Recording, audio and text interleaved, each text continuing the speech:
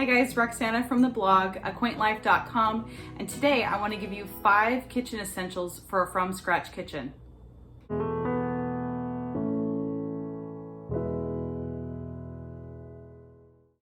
Recently I had a reader send me an email asking some of my kitchen essential go-tos that I use regularly in my kitchen. Now this channel is all about learning from scratch recipes and cooking, and we talk a lot about natural home remedies here and garden growing and basically anything that I find very important in my own life. I'm sharing that information on this channel. So I thought this is a great idea for a video because I know a lot of you are either new to cooking from scratch, maybe you're new to cooking, or maybe you just want to learn a little bit more. So in my kitchen I use quite a bit of things, but for the most part, there's not a lot of gadgets that I use.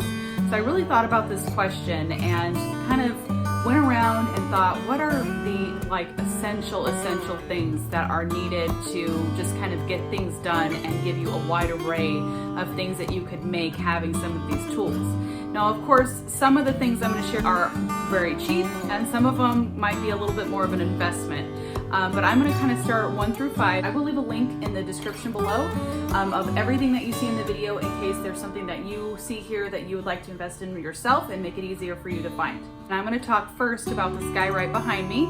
It is a food processor. Now, here's the thing with this one, and I want to really recommend this brand. My mother got me this as a Christmas gift.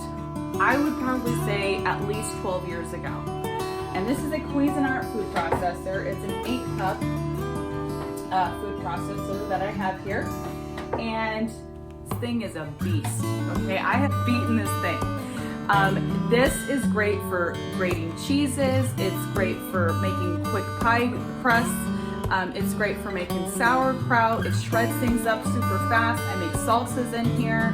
I mean, just anything that you need to chop super quick, this thing can do. It also is great for making quick biscuits. When you just throw everything in, you put the lid on, and it just zooms super quick, and you have everything ready to go within just a couple of seconds, really. Great tool to have in the kitchen. I don't use it every single day. However, it is one of those things that if you can invest in it, it's definitely worth the money. It's not cheap, but it's also not super expensive. Okay, so there's that first item. The next thing on the list is probably no shocker to you, cast iron. I talk about it all the time on this channel, or at least I mention it quite a bit. You probably see a lot of my cooking videos. I'm using it because I do use this tool every single day. It's not much of an investment, you know, compared to other pans that are on the market. These are pretty affordable. I'll leave the link for the ones that I have below. I actually got a great set of them. And this is a 10-inch. I have a 12-inch right over there. So one for a smaller size and one obviously for a larger size. And I got that for like 40 bucks, both pans. And these guys will last as long as I take care of them. They will literally last me years and years and years. I can even probably give these to my daughter when I'm an old lady. So, I mean, it's just such a small investment for such a powerful tool. It's even heating, it's non-stick when you take care of it right. And I'm gonna also link the video for how to take care of your cast iron below in case that's something that you would like to learn more of.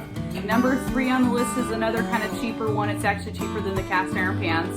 And that is going to be an emulsion or immersion blender, a hand blender, whatever you call it. There's a lot of names for it. But for the most part, they all do the same thing. And what they come with is something like a blender, a handheld blender. And then the other attachment that most of them come with is like a whisk.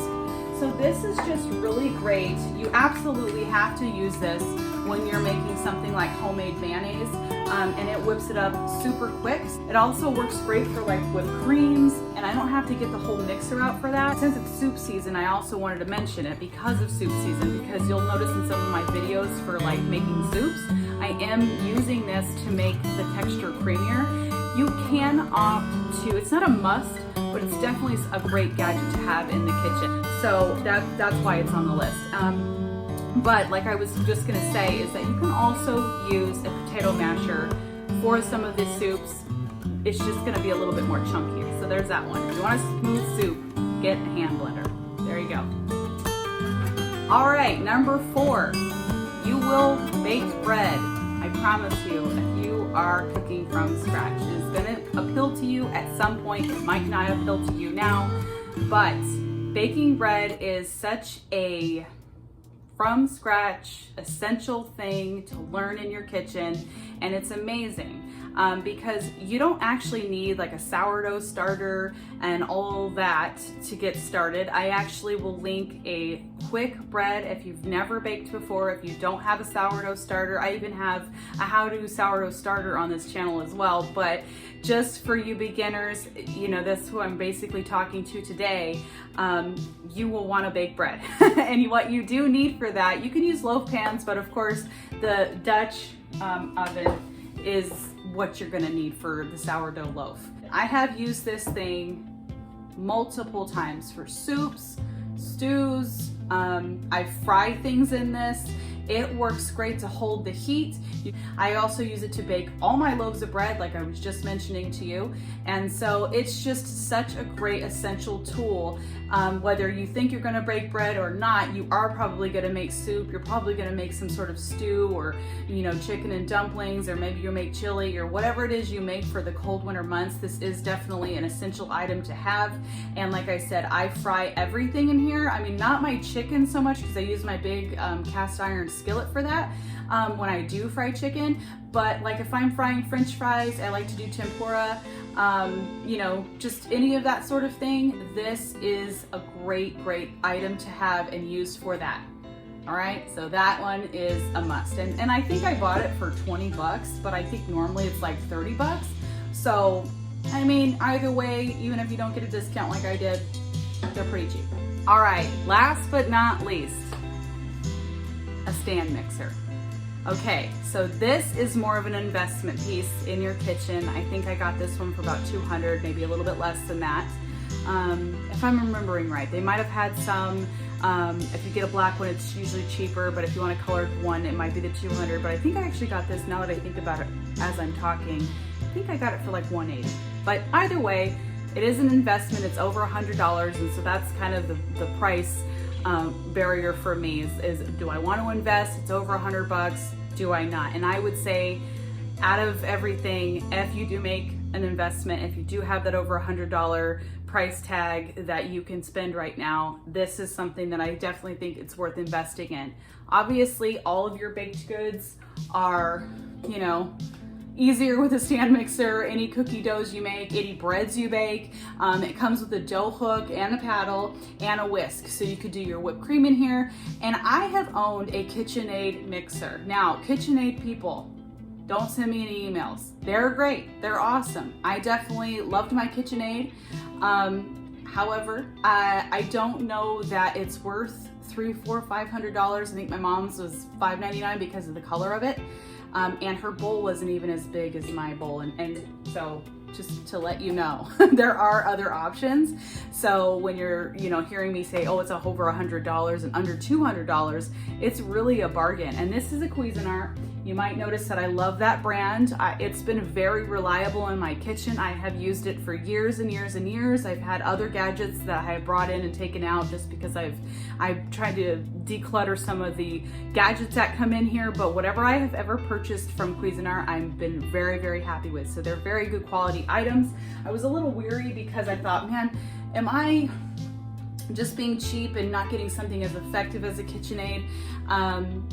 And I, you know, by getting a Cuisinart mixer, because KitchenAid just has that name that everybody's like, oh, a KitchenAid stand mixer, and then you look at the price and you're like $400, and you know, that is a big investment for most people. So when I started researching, I'm a big research person. I read all the reviews, I read every single thing possible before I purchase something like this, and this came up multiple times as just great rated, great functioning, and like I said, I really trust the brand here.